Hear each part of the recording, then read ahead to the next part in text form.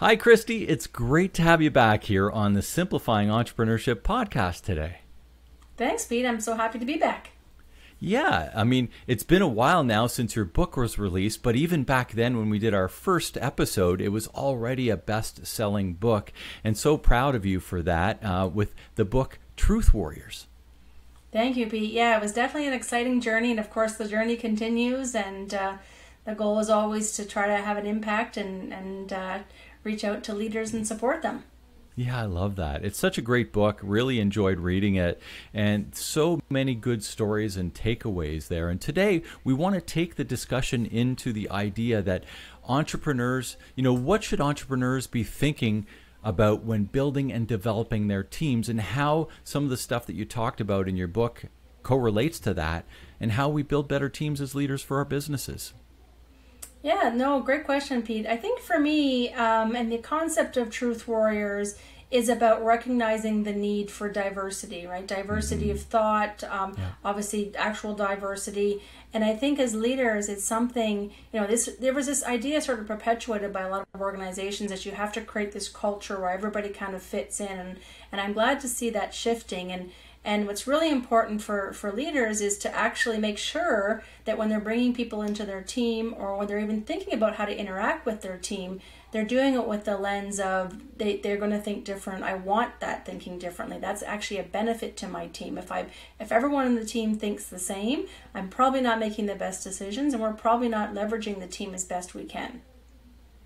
I think that's a great way to do that. And can you kind of go through that process of how you would determine if people are thinking? I mean, from a leadership standpoint, how do I know that somebody's thinking like me versus how they aren't thinking like me? And also sort of, what do I do when we have too much of a certain thought or too little of a certain thought? How do we incorporate and bring that in? Yeah, and it's sometimes the same thoughts are for a couple of reasons. One, you've built a team with everyone like you as a leader, and maybe you inherited, maybe you didn't have a choice, or maybe that's culturally how it's worked out. The other that sometimes happens as a leader is this natural tendency to want to validate your perspective with your team. So as a leader, I think you have a role to play in how you position and how you engage the team. So you're not coming to them with some preconceived ideas. You're not setting the scene that, I'm the leader and the buck stops with me. Although in some ways that's a little bit true. You want to very much walk into a scenario, any decision-making scenario, very open to new perspectives. And I've seen leaders who don't do that very well, who are maybe thinking, my team doesn't actually come to me with new ideas, and then in watching them, I recognize it's the way in which they actually don't encourage new ideas. So I think the leader has a role to play in role modeling that, in being very humble in how they ask for feedback, how they encourage others to share their voice, how they actually ask for alternative perspectives. Sometimes we're going into meetings and we're looking for consensus.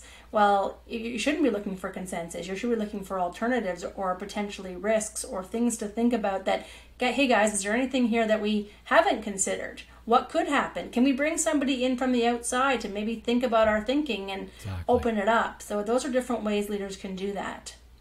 I think, I think a lot of people overlook the idea of bringing people in from the outside to do that sort of thing. They think they've got it all under control. They think that they just know because maybe they've been there 25 years, whatever the case is, even if they've been there, 25 minutes. But there's this idea that, the leadership team knows best, and away you go. And so how do you set something up when you're bringing somebody in from the outside, and how do you know what to look for? Yeah, I think it's such an important thing, and you're right, it is overlooked. And I think it's a little bit about how do you systemize decision making. So if you think about what are we trying to accomplish as a team, I think you need to put those things in place to say, we know at this stage in our decision process, we're going to open it up to a broader group. And we're going to bring in this person who hasn't even been involved. And that way you're specifically making the choice, and it's been declared that that's how we're going to make the decisions. Or we're going to consider multiple alternatives. What happens a lot of times is we're moving forward with one key decision or one mandate, and everyone kind of jumps on board. And something I read about in my book that I'm sure everyone's well aware of is the situation with the Challenger disaster and the idea of groupthink. Yeah.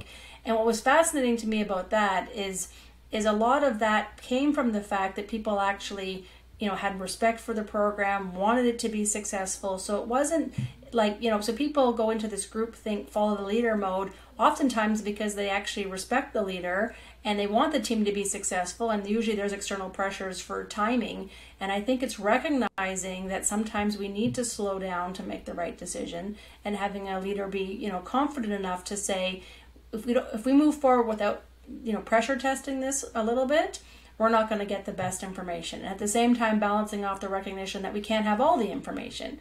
Because if we feel like we have all the information, then we're actually probably making a bad decision. It's interesting, there's everybody's everybody's heard this sort of comment before, that 1 + 1 = 3. And when you have the power of group. But it's interesting, I'm just kind of thinking of this as we're talking, that if everybody's thinking in the same way, 1 + 1 is really 1.5. It's only when you get those extra sort of outlooks and all those different ideas and the extra things coming at that it becomes a multiplier. Because before then, it's really just a slight addition. It really doesn't give you that 1 + 1 = 3. It kind of gives you 1 + 1 = 1.5. What's your thought on that? Yeah, no, I think that's really interesting. And I'm in consulting, and I've been consulting for 10 years. And this idea of group brainstorming has always felt like the right thing to do. And I'm just literally starting to question that existence. I'm reading the book Quiet. I've been listening to webinars lately that talk about brainstorming is actually the opposite of innovation and creativity, because it generates this idea of groupthink, and especially if you do it vocally and together as a group.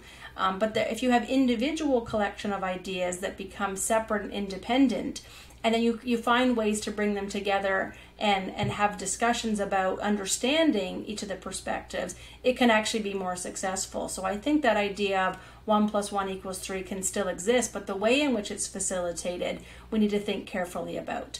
I think because if you start to assimilate too quickly and jump on board the same ideas because you're a very cohesive team that actually maybe thinks alike, the risk becomes 1 + 1 could even equal 0.75. I think it's a really great thought. In your assessment, the passion proclaimers tend to be a little bit quicker with coming up with the ideas and all this sort of stuff, and may sort of lead the charge in some of the breakout sessions and what have you there, whereas some of the other, and I am one of those, by the way, but some of the other people don't necessarily have time to process and bring out their ideas. So I like this, what you're talking about, of kind of going away, assessing stuff all to yourself, and then coming back for the overall meeting of bringing everybody's ideas and not having to make them all on the fly, because not everybody's great at making decisions and coming up with ideas on the fly. In fact, I don't know that's the majority of people, to be honest. Yeah, no, I even think, as you said, your type, the passion proclaimers, sometimes for that process, you might have the idea quickly, but not the validation. Exactly. So it might be this kind of really cool idea, but have I really thought it through? Mm-hmm. And maybe I just need somebody in the team who's really good at doing some checkpoints to go, well, this could be the potential risk with this. This is just something you want to consider. I find that balance with my husband and I. He is the engineer, right? I'm in sales and consulting and the idea person, and he's always the, are you sure we want to do that? That's kind of a crazy idea. And I'm like, oh my goodness. But, it balances each other off quite nicely in the end of things, because it keeps me from doing crazy things. And, and it also, and I also kind of get him to do some things he probably wouldn't. So between us, and I think in decision making with teams, that's such an important piece, and I think those individuals and leaders tend to be, I think extroversion and those sort of really assertive leaders are the ones that can capture the attention of the group. And if you're that kind of person, it's a matter of kind of going, wait a second, I need to make sure I'm hearing from everybody in the room. I'm giving time to reflect, and ideally I'm getting perspectives individually that we bring together, and I hear out and understand it and don't dismiss anything that maybe doesn't sound like the best idea or doesn't sound like what I was thinking, because that's where you get the real richness, right? If I'm like, I don't understand at all what they're thinking, you're better to go, well, why is that, versus going, that can't work. Exactly. I love that. I think this has brought a new sort of concept to me as well, too. So I'm learning here today, too. And thank you, Christi. Appreciate that. Good. Well, I'm happy it helps. I'm learning, as I said, these things, this idea of brainstorming is something that I've always thought I do that in groups with people I Sure. consult with. Like, let's all come together and co-create, but Yeah. I'm not sure it's the right way to do it. So It's amazing, right? How things Yeah. evolve, and I think there's probably good times for it to happen, and other times that it's not, but that's all good, and I don't think there ever is a perfect way, right? And that's the whole deal here, is that we're giving each other these concepts and rolling through different things, and ultimately the leaders that listen to this podcast will be able to make their own decisions for their business and their entrepreneurial lives, right? absolutely, because we're all on this imperfect journey. Gosh, yeah. And want to continue it and recognize that maybe the way we're doing it now isn't the right way to do it at. And if people and leaders see that with their teams, and then I think I take that as a win. I do too. Change is never ending with businesses, and the people that refuse to change just quit and die, the way I look at it. So it's a really interesting thing. I've really enjoyed our conversation here today, Christi, and what I want to do is give people the opportunity, if you can let them know where to find your best-selling book, Truth Warriors, and how to get a hold of you if they want to learn a little bit more about what you do, and share that with us.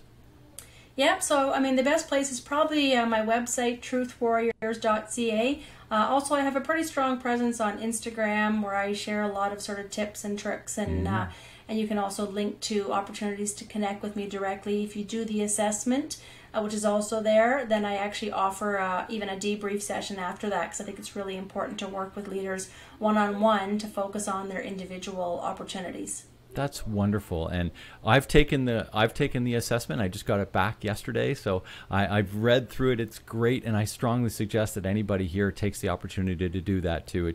There's a wealth of great information in there as well.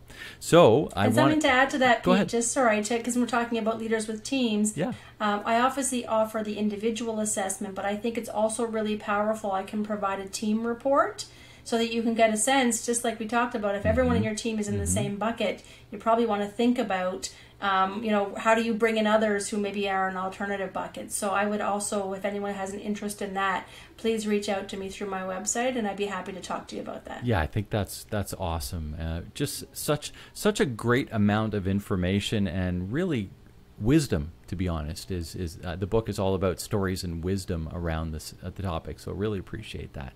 So thanks again, Christi, and I'm really glad you were here to take part in our second interview, and hopefully we'll be able to have you back sometime down the road as well. That would be great. Thanks, Pete. Make it a great day.